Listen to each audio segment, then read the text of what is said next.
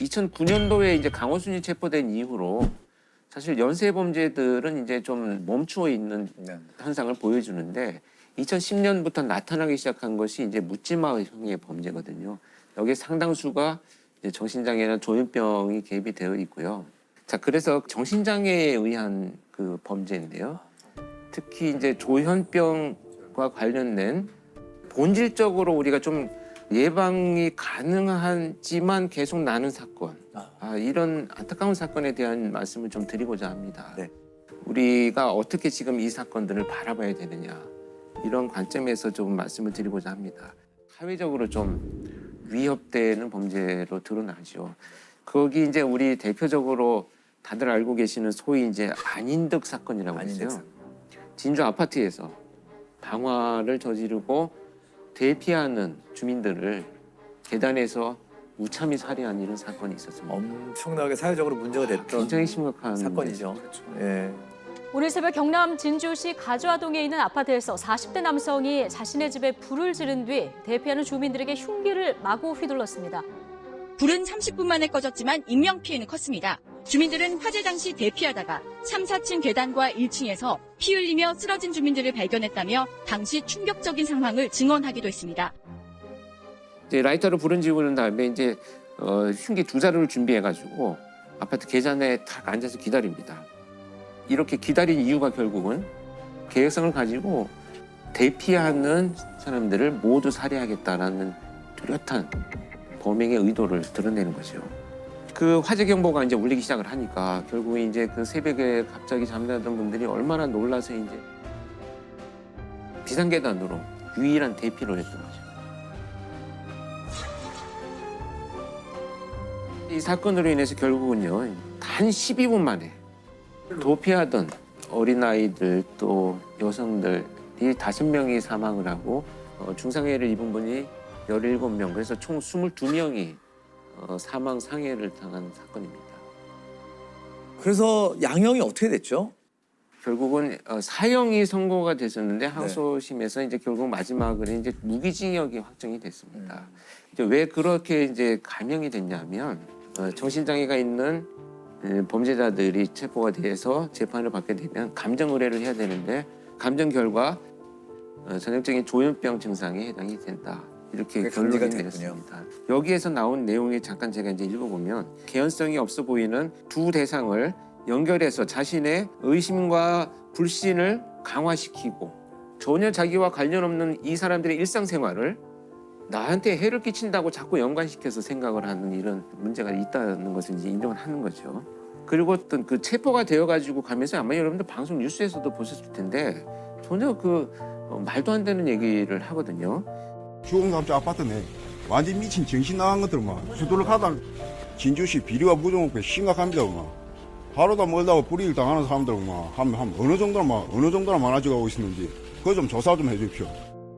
좀 과대망상이네요. 전혀 해당되지 않는 것을 주장을 하고요. 내가 살기 위해서는 이렇게밖에 할 수 없었다라고 하는 정당방위를 주장을 하는 거죠. 그래서 이런 점들로 봐서는 굉장한 어떤 그 편집증적인 증상 또 망상 이런 것들이 개입이 됐다는 것이 이제 감정 결과에서도 드러나고 있습니다. 그래서 치료 감옥과 같이 병행이 된 것으로 나타나고 있습니다. 22명의 사상자를 낸 진주 방화 살인 사건으로 1심에서 사형이 선고됐던 피고인 안인득이 2심에서 무기징역으로 감형됐습니다. 재판부는 안인득이 조현병으로 심신미약 상태에서 범행을 저지른 것으로 판단했습니다.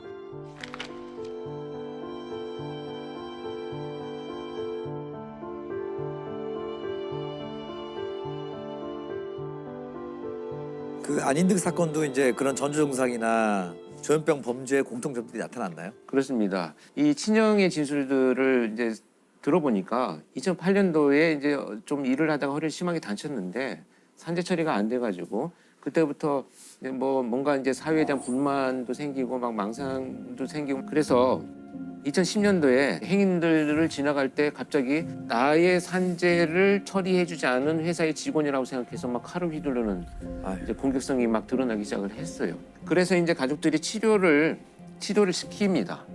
치료를 하고 있던 2011년부터 2016년까지는 자격증까지 취득을 하고요. 정상적인 생활을 했어요. 네. 근데 이제 2016년 7월부터 치료가 중단이 됐어요. 그래서 그 이후로 사건이 발생할 때까지 2년 9개월이라는 공간이 치료가 안 됐는데 공격성이 점차 뚜렷하게 증가되기 시작을 합니다. 이 사람은 이제 사건이 발생하기 전에 그 CCTV를 보면 그러니까 어떤 한 여학생의 집까지 따라가서 이 학생이 놀라서 빨리 뛰어들어가서 문을 닫는 순간에 그 집 문을 향해서 막 옴으로 뿌리는 장면이 나오거든요. 만약에 문을 닫고 들어가지 않았다면 거기에서 또 폭력이 행사됐을 가능성도 있는 이런. 지난달 12일 안 씨의 윗집에 살던 여학생이 급히 집으로 들어가는데요. 뒤이어 안 씨가 따라와 초인종을 누르고 얼마 뒤에 무언가를 뿌립니다. 간장과 식초를 섞은 물이었습니다. 안인득도 결국은 공통된 특징이 나타난 것이 이제 고립돼서 혼자 있었다라는 거, 치료가 중단돼 이제 3개월이 넘었다는 거, 이것이 이제 아주 정정적으로 공통되게 나타나고 있습니다. 재범률은 어떤가요? 사실 이게 안타까운 게 재범률이 굉장히 높습니다. 재범률이 64%가 넘어요. 그러니까 이제 10명 중에 한 6, 7명은 재범을 한다는 얘기인데 그만큼 치료가 제대로 안 되고 형량만 채우고 그냥 다시 출소하는 그 문제를 일으켰던 상태가 유지된다 이렇게 볼 수가 있는 거죠. 정말 이 문제를 가장 먼저 볼 사람들은 가족들이잖아요. 그럼 가족 입장에서는 만약에 조현병 환자 같은 사람이 있다. 네. 그럼 어떻게 하는 것이 최선의 방법일까요? 최선의 방법은 결국은 치료입니다. 입원 치료. 네, 입원 치료가 우선 되어야 되는데 근데 가족들이 이것을 숨겨요. 조현병이 발생한 이후에 치료를 받기까지 WHO에서 권고하는 기간이 있는데 보통 12주 정도라고 합니다. 12주, 그러니까 3개월 이내에 치료를 받으면 상당히 예후가 좋은데 한국의 평균을 내봤더니 56주가 넘어요. 56주. 증상이 나타나고 이제 못 참을 때가 되어야만 결국 병원에 가는 현상들이 계속 이어진다 이렇게 볼 수 있습니다. 딴 병에 대해서는 솔직한 게 많은데 가족이 정신병력에 대해서 상당히 숨기려고 하는 게 좀 우리나라 가족들이 좀 있죠. 어떤 사회적 편견, 낙인 이것이 사실 화를 키우는 원인이라고 저는 생각해요. 맞아요. 그래서 제가 이제 외국의 시스템은 어떻게 되어 있는가를 몇 군데 네네. 쭉 수집을 해서 봤는데 참 합리적인 것이 이제 그 호주의 호주. CTO라고 해서 지역 명령 제도죠. 자, 지역 주민들이 모여요, 대표들이. 그리고 의사가 와요. 그다음에 공권력 집행은 경찰이 오고 이렇게 서로 모여서 이제 대책 회의를 합니다. 저 사람이 위험한데 우리도 살고 저 사람이 같이 살기 위해서 3개월까지 입원을 강제 입원을 할 수 있도록 해놓았어요. 그리고 이제 그 치료 비용을 국가에서 전부 전액 부담을 합니다. 이웃과 가족이 같이 합의 보는 거 되게 괜찮은 것 같네요. 미국 같은 경우에는 이제 그 이 치료적 개입이 훨씬 더 전문화돼 있어요. 그러니까 예산과 인력을 충분히 확보를 해서 어떤 그 전문가가 최소한 5명을 넘지 않습니다. 지금 한국 같은 경우에는 정말 수십 명 앉혀놓고 성폭력 치료 프로그램 100시간 운영해도 사실 이거 뭐 효과 없는 거거든요. 근데 지금은 이제 그 보호관찰 관련해서 보호관찰 등에 관한 법률이 이제 개정이 되면서 보호관찰을 종료한 정신질환자에 대해서는 그 사람의 인적사항과 정신질환 정보 같은 거를 경찰과 그 지방자치단체하고 정보를 공유하게 되었거든요. 네. 근데 그래도 한계가 있는 게 어떤 범죄 혐의점이 없는 사람에 대해서는 여전히 관리 시스템이 없다고 얘기할 정도였거든요. 맞습니다. 그러니까 듣다 보니 일단은 지금 공론화부터 필요한 것 같네요. 네네네. 일단 이 얘기를 좀 하기 시작해야 맞아요. 어떤 제도라도 만들어질 수 있지. 지금 저도 사실 잘 몰랐거든요. 이게 이렇게 심각한 문제일 거라고는. 그러니까 맞아요. 국가도 개입하고 공동체도 개입을 해서 이런 인식도 좀 바꾸고 예방하고 치료만 되면 현저하게 저는 줄일 수 있다고. 네, 진짜 필요한 것 같습니다. 저 고등학교 1학년 때 일어난 사건이고요. 여의도 광장 차량 질주 사건. 다들 예, 기억하실 겁니다. 예. 이 사건이 일어난 게 1991년 10월 19일인데 그때는 여의도 공원이 아니라 여의도 광장이었죠. 예. 근데 그 여의도 공원 되기 전에는 거기 정말 다 벌판이었죠. 아스팔트. 네. 예. 지금 한강 둔치처럼 거기 이렇게 많이 갔던 맞아요. 거예요. 예. 맞아요. 그 자전거 타고 롤러스케이트 타는 분들이 되게 많았어요. 거기서. 이 사고가 일어난 게 토요일이에요. 토요일이고 사람 많이 모였죠. 아이들 자전거 타고 롤러스케이트 타고 하는데 녹색 하이드 한 대가 갑자기 질주를 해서 들어와요. 200m를 가면서 23명을 쳐요. 서울 여의도 광장에서 20살 김용재 씨가 훔친 승용차를 과속으로 몰아 광장에서 주말 오후를 보내던 학생 시민들 사이로 뛰어들었습니다.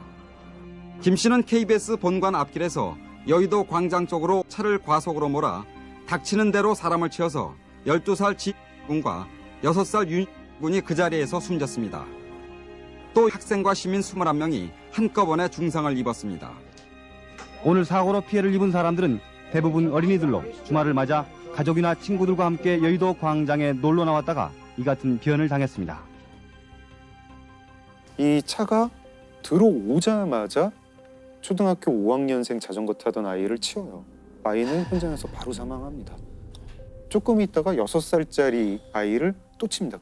이 아이도 바로 사망합니다. 그때 방송 뉴스를 보니까 그 라이드 속도가 시속 100km였다고 해요. 사람들이 알았죠. 아, 저게 사람을 치러 오는 차구나. 막 도망을 가죠. 살인 질주네요. 살인 질주죠. 네. 현장은 아수라장이 됐죠. 뭐 피투성이에 뭐 부서진 자전거 파편, 뭐 옷가지, 뭐 신발 막 이런 거 널려 있었습니다. 시민들이 일단 그 차 주위로 몰려듭니다. 몰려들어가지고 이거 누가 운전했냐, 막대기랑 이런 걸로 차 유리창을 깨고 그 사람을 끌어냅니다. 끌어냈는데 옆에 있던 여자 중학생이 잡고 가까이 오면 내가 이거 찌르겠다. 다행히 너무 이제 이건 정말 하늘이 도운 건데 벨트 버클에 찔려가지고 요거는 이제 그 여학생은 안 다쳤고 옆에 있던 시민들이 칼 든 손을 잡고 완전히 분노해서 붙잡았죠. 경찰차 오고 이제 뭐 앰뷸런스 오고 해서 이 녀석도 경찰서로 데리고 갑니다. 저도 이제 사회부에서 경찰 기자를 할 때 가끔 흉악범 잡힐 때 그 경찰서로 막 가거든요. 그럼 보통 범인들이 이렇게 잠바 같은 거 눌러 쓰고 말 안 해요. 그냥 죽을 죄를 졌습니다. 뭐 이 정도인데 이 녀석은 정말 많이 떠들어요. 왜 그런 일을 저지르셨습니까? 뭐 물어보면 카메라 앞에서 사람이 싫어져가지고 그냥 다 죽이고 싶었다. 이제 살아봐야 마찬가지다. 죽고 싶은 마음밖에 없다. 죽자. 뭐 이런 말 막 합니다. 범이 누굽니까? 김용재라는 사람이었습니다. 사람들이 싫어져 갖고요. 한마디로 그냥 다 죽여버리고 싶어 갖고 뭐 다른 뜻은 없습니다.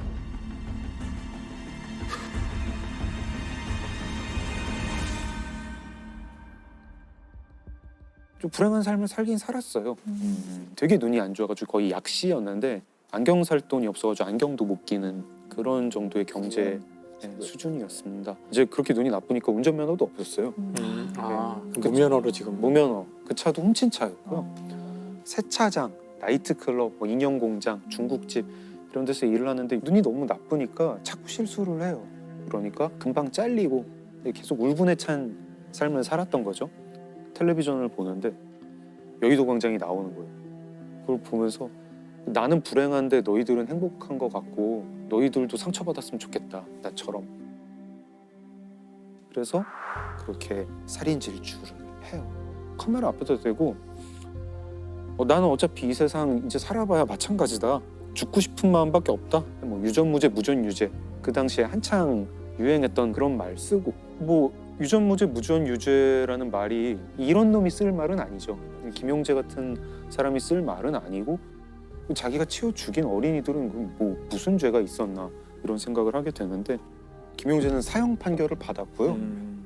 사형이 집행이 됩니다. 이 사람은 30살이 되기 전에 사형으로 삶을 마감했습니다. 우리가 이제 그런 것들을 사회의 문제라고 이제 가끔 표현하잖아요. 김용재 같은 경우는 자신의 부모나 자기에게 뭔가를 저지른 사람들한테는 조금의 책임이 있을지도 모르죠.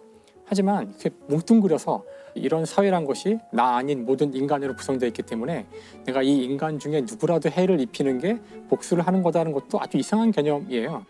존재하지 않는 거를 설정하고 거기에 복수를 하려고 하는 이상한 생각이죠, 사실은. 이런 어떤 사회적인 분노를 좌절로 이어지기 전에 단계가 뭐냐면 무력감이에요.